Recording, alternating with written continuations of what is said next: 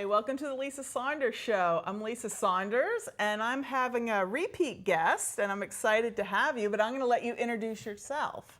All right, so my name is Michael Whitehouse, and I wear many hats.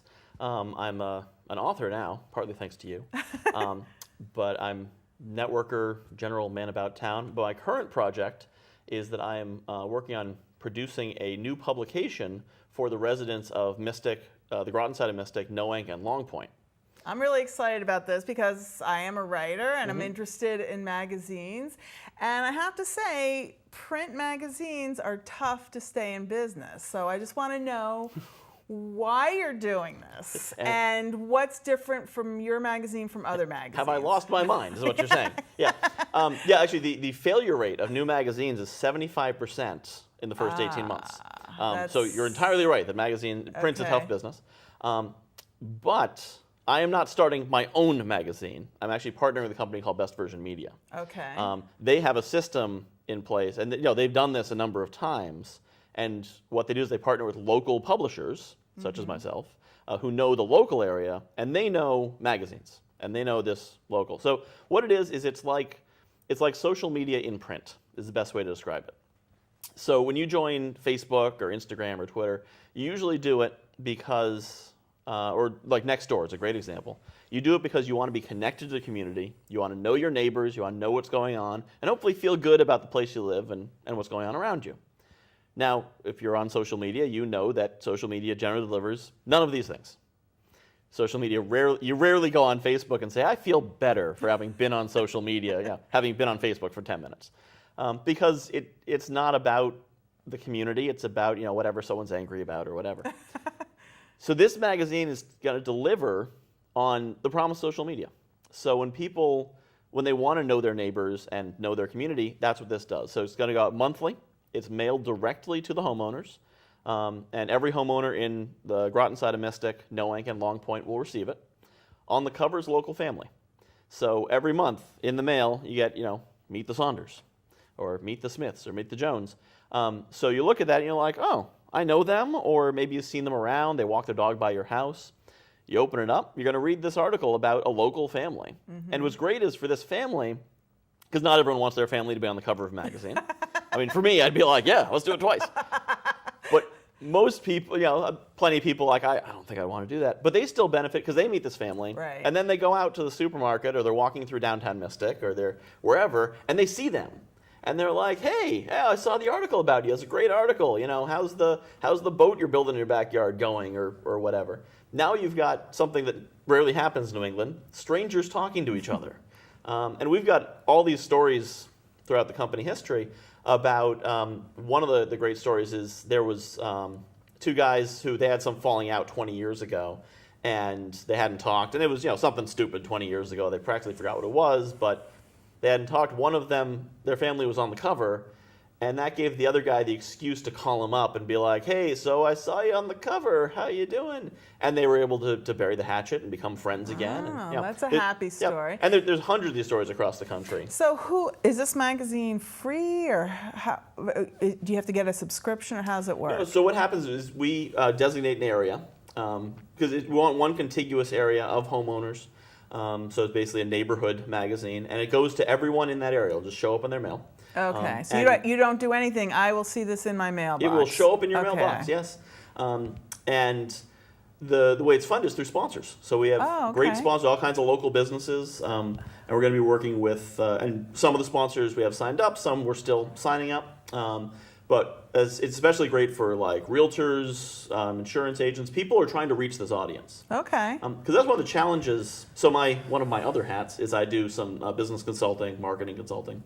And there's really, one of the big challenges is that with the fragmentation of audiences, you can't just put an ad on TV and know everyone's going to see it. Like in the 80s, 90s, you could put an ad on Seinfeld and know everyone was going to see it. Right. Now, you put an ad on TV and this small segment of the audience sees it. You put an ad in the paper and this small segment sees it. Put an ad on the radio and this small segment sees it.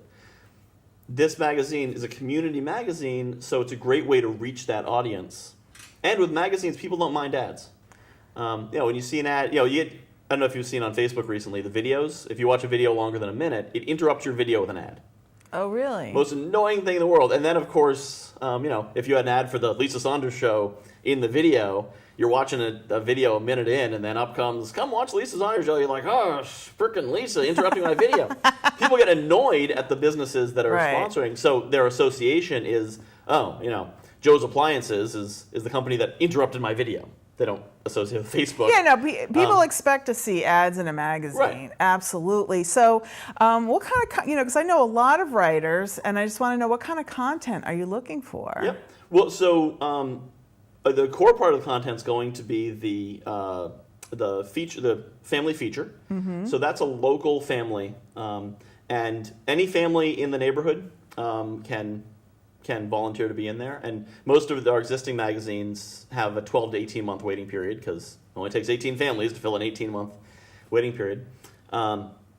So that's 2 or 3 page feature on this family, talking about their story and letting people know them. And again, one thing that's amazing about that is that people can meet those families. Well, didn't you say earlier before the show that people could submit pictures of their pets? And then on top of that, people can submit their own content as well. Okay. So we love to have, as space allows, content from the community. Mm-hmm. So pictures of pets, recipes. Recipes. Yep. A lot of people love to read recipes and share them. Mm-hmm. Okay. Yep, and they're sharing them with their neighbors. Right. And that's the thing too, and that's one of the great things with this as a platform, is unlike putting it on the internet, you put your favorite recipe on Facebook, and you might see it 2 weeks later on recipes.com without attribution. You never know. It's going out into the broader internet. These magazines are exclusive to the community. Mm-hmm. So if you put it's possible someone might take your recipe and put it on recipes.com, but more likely it's going to the community. Mm-hmm.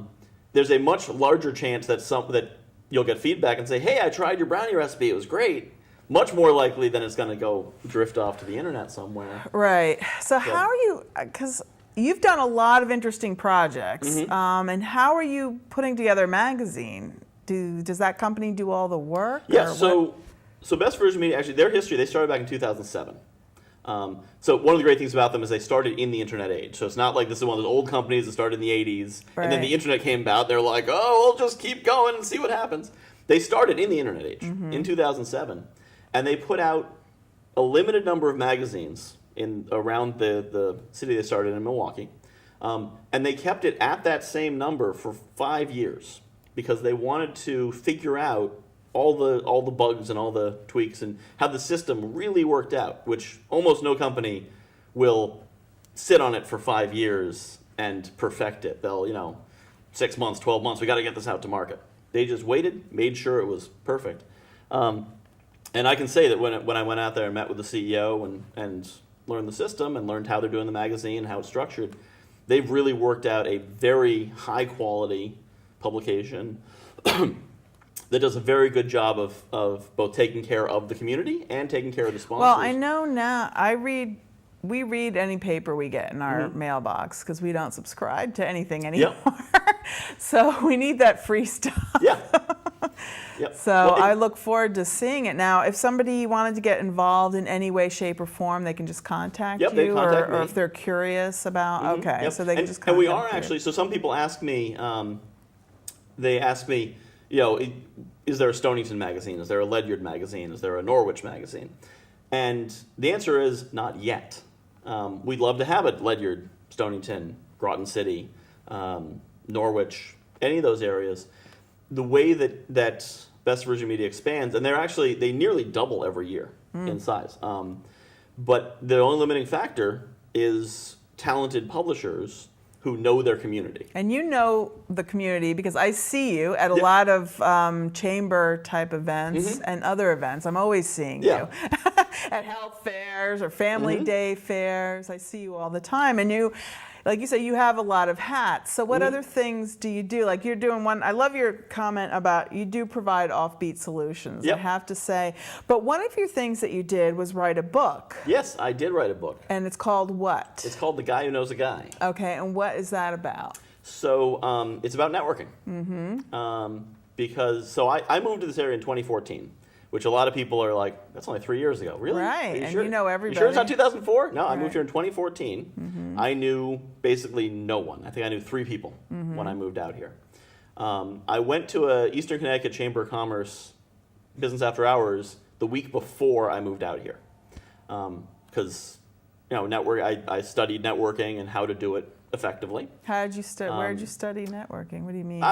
Talking to people who are good at it, read a couple articles. Okay. I mean, there's not that much to study. There's not that many I was books. going to say, is there a major on networking? Yeah. No, I've read a college? couple books by Ivan Meisner, who started Business Networking International, BNI.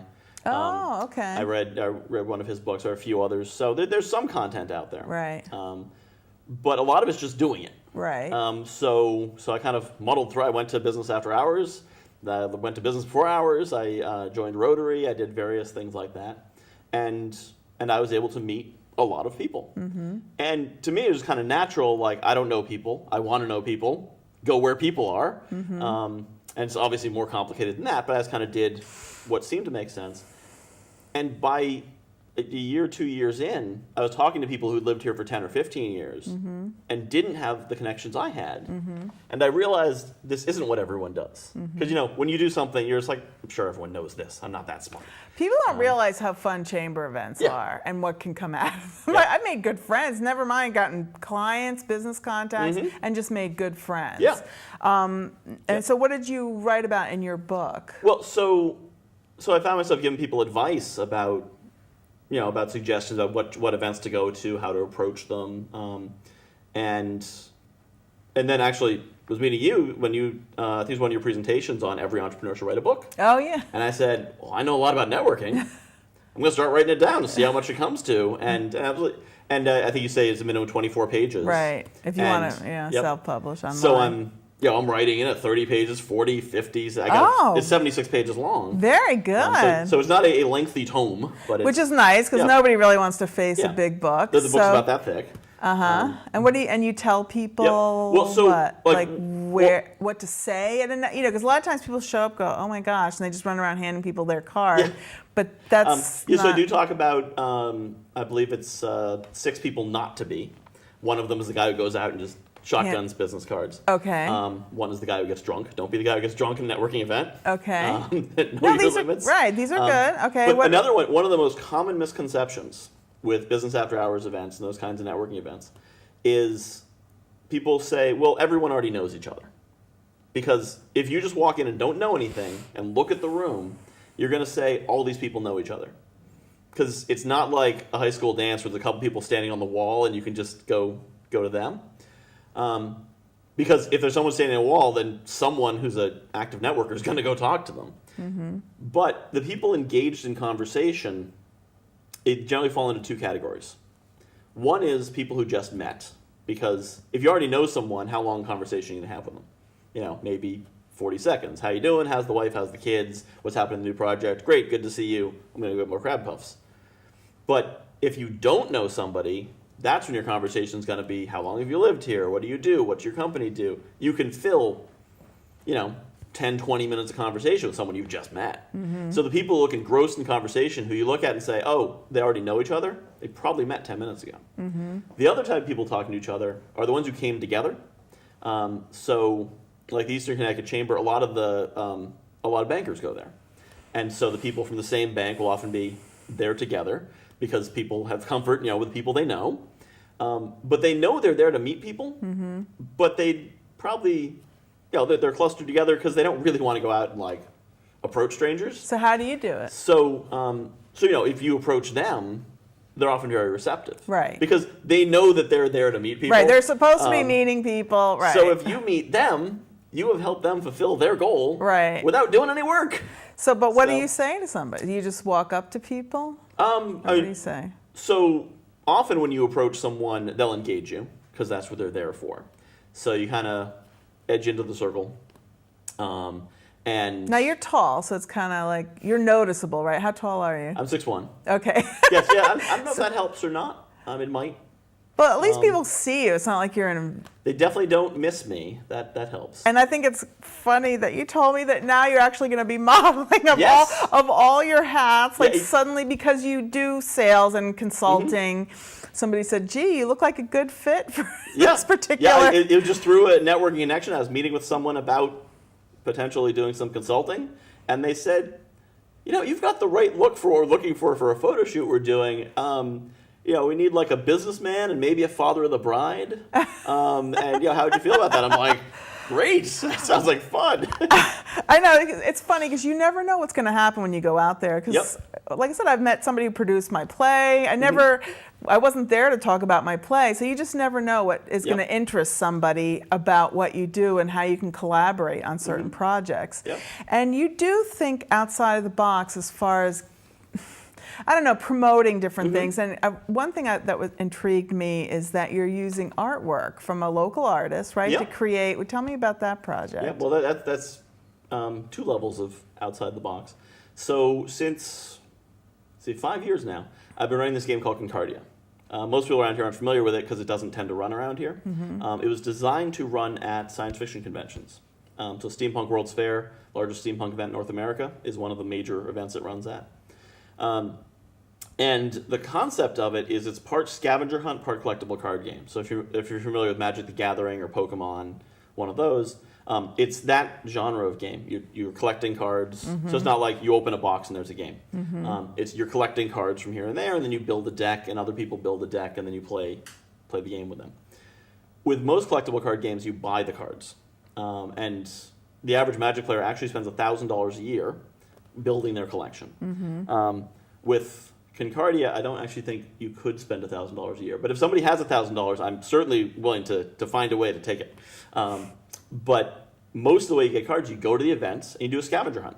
So you go to different vendors and whatnot.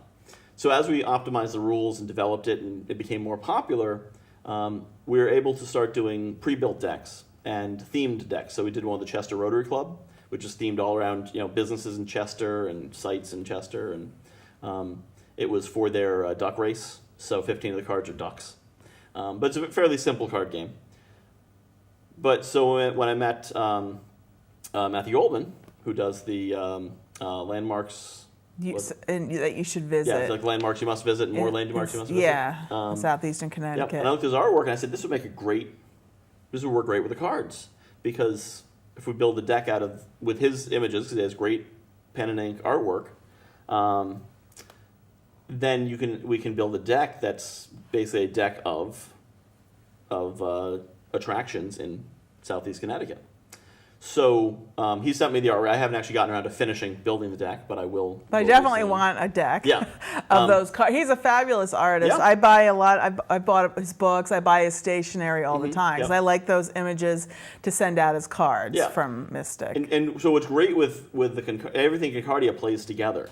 So you can play the Chester cards with the with the sites cards, with the cards from Steampunk World's Fair. So they all work together. There's a game store in Wallingford called the Dragon's Lair. They have a deck out there.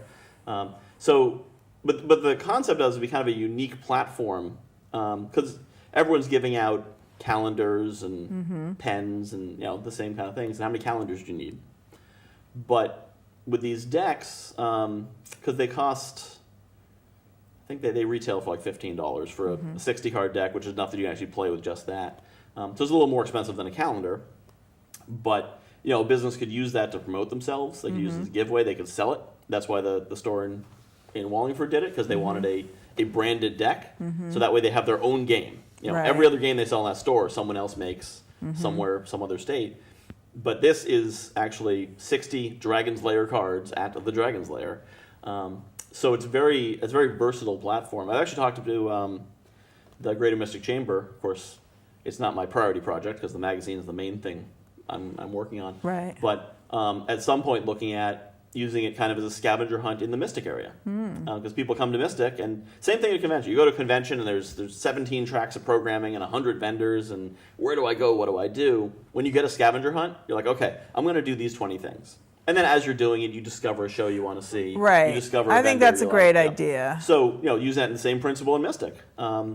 To say, I'm in Mystic, there's so much going on, I don't know where it is. And Mystic's bigger than a hotel. A hotel you can walk around in a day and you'll probably see everything. Mystic, you turn left instead of right and you miss that whole segment. When I first visited Mystic, before I lived here, we came here as tourists, basically. We hopped off the highway at exit 90? The Old Mystic Village exit. That's 90. Yep. So we hopped off there because that's the sign that said Mystic. We went to Old Mystic Village, drove down 27, took a left, had dinner in Stonington Borough. You never went downtown Mystic We never made it across the bridge. to watch the drawbridge go up or any of that? Never saw the drawbridge go up. Didn't know it went up. We took a boat tour. It was like the little boat that leaves off the Oyster House, I believe.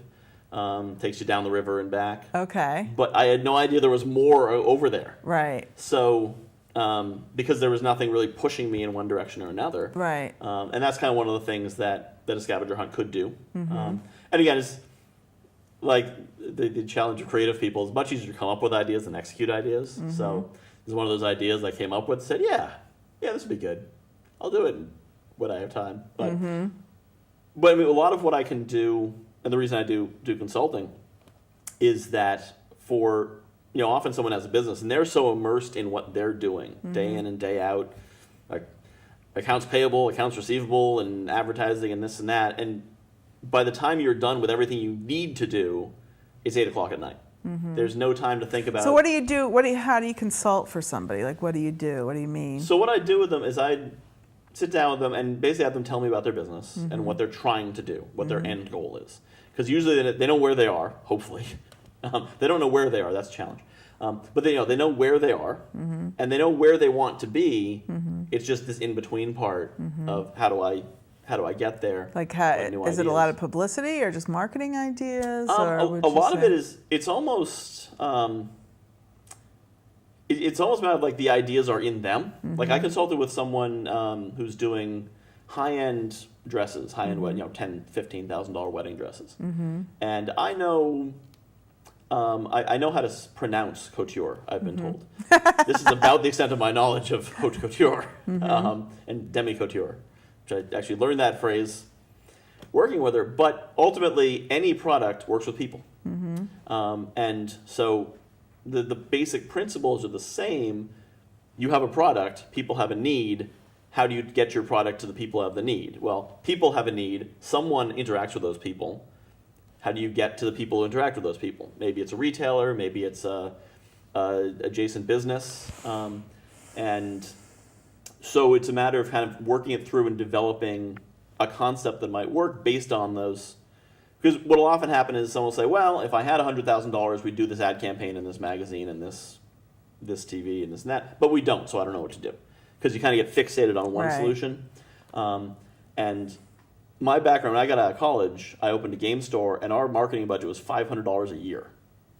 And most of that went to pizza and flyers. Pizza to pay the people putting up the flyers, and flyers to put up. So, and 500 was probably in a good year.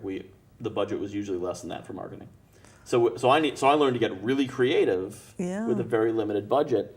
And often people in marketing, they've got a big budget, which the challenge with that is if you have a big budget, it's really easy to do what you've always done and say, well, we put a bunch of money in TV because that's what we've always done. Well, less and less people watch TV, so is that going to work? Right. But if you're a startup and you have either a smaller budget or a big budget, but you need results now, you can't just kind of, let's throw $1 million here and see what happens. I'll throw $1 million here and see what happens. When it's, you need to get some traction. That's where you need to get creative. And that's where I do really well is coming up with those kind of creative ideas to. Well, you do, because you and I are working on something. We're not going to talk about it because until it's almost out. But it's a very clever idea. Yeah. So. Yeah. Well, then that's it. It's a matter of. It's often helpful to have someone else come in and just sort of with that creative but structured process. And it's funny because I'm actually, if I needed to come up with something new, I'm actually not that good at it for myself. Right, because you're looking at yourself. Yeah, you need someone from outside to come in. Who sees, what's unique about you or different. But the magazine seems like a really good fit for you because you do know a lot of people in the community already. So that's a lot, and a lot of this is just tying it all together. Yeah, and that's what I was so excited about because I worked for a startup for 6 months out of New York. When I left them, I was their marketing manager. And when I left them, because it wasn't really a good fit, it's a challenge with startups. A lot of people look at people's startup resumes and they're like, why do you jump around so much? And I'm like, I'm working for startups. That's not jumping around. That's just what it looks like. Because it's not like I'm working for an established company and I knew exactly what the job was going to be. So, when I left them, I actually had 3 different offers on the table for different opportunities. And this one was the one where it really made the most difference. I mean, all 3 of them were very lucrative opportunities, but this one, not only was I developing, and a lot of what I do is get sponsorships, because I had a flying instructor once who asked me, what do planes run on? And I said they run on aviation fuel, and he said, no, planes fly on money. Money buys aviation fuel, but planes fly on money. Magazines are printed with money. Money buys ink, but it takes money to do anything. So that is a lot of what I'm doing, but. So like right now, so you're looking for, you have sponsors already in the bag, and how many magazines go out a month? It's going to go out every month. And how many? Like about 3,000. Okay, and that's Mystic, No Ink, and what'd you say, Groton, Long Point? Okay. But what's exciting about it is once, if I used to sell life insurance. And I felt good about selling life insurance. I protected families, but it didn't make a big difference. It made a small difference. Once I have sponsorships in place for this to go to print, now there's a magazine. Like something exists that didn't exist before because my efforts created it. And then as we build it and are able to build more sponsorship and more connections, we can add more content to it. We can increase the page because it starts at 16 pages, which is a good, there's some content there, but as we get more sponsorship, we can make a better magazine that serves the community even better and has more, can highlight. I really want to see nonprofits. People's pets and recipes. And more pictures of pets and more recipes. And getting to know a family. I think that would be a lot of fun. So we can do more and more of that, but that's what's exciting to me because it was the one opportunity I had where my efforts would really, like thousands of people. There's probably 7,000 or 8,000 people when you include the kid, mom and dad, and the kids, and the in-laws who also live with them, and the brother who moved in, and across those families, total is about 6,000, 7,000, 8,000 people in total who will benefit from this magazine. And every month it comes out and goes to every mailbox, and they see that family on the cover, and that family is going to meet 10, 20, 30 people of their neighbors they didn't know before. And, as you see at a networking event, when you make that many connections happen, then maybe maybe someone will learn about Rotary and join it, or someone will learn about some other organization and join that, or someone will start. So what organizations are you involved in? I'm involved with I'm a member of the Greater Mystic Chamber of Commerce. Eastern Connecticut Chamber, I'm active with, not currently a member. I will be again soon. Rotary, I'm very active with. BNI, again, I'll be getting back in with soon. One of the challenges, of course, a magazine that's not in publication doesn't generate a lot of revenue. So I need to be judicious in what I join. But once I get up to speed, I'll be working with BNI again. Those are major groups. And then I also work with Jeff Mack Events, who runs Steampunk World's Fair and some other events. That's kind of my side thing, doing the event planning, because I've been. Okay. Well, we have 1 minute left. What do you wish we had said? I think we pretty well covered it. Mostly just keep an eye out the next few months for Groton Mystic Neighbors. Okay. And anyone who's looking to be involved in it, either as a contributor or a sponsor, or anyone who could use some help, kind of getting some new ideas, they're welcome to contact me. You go to my website, michaelwhitehouse.org. All right, you perfect. Can see some of my writing there. All right, well, thank you so much for coming. Thank you. Thank you for joining us on the Lisa Saunders Show. I'll see you next week.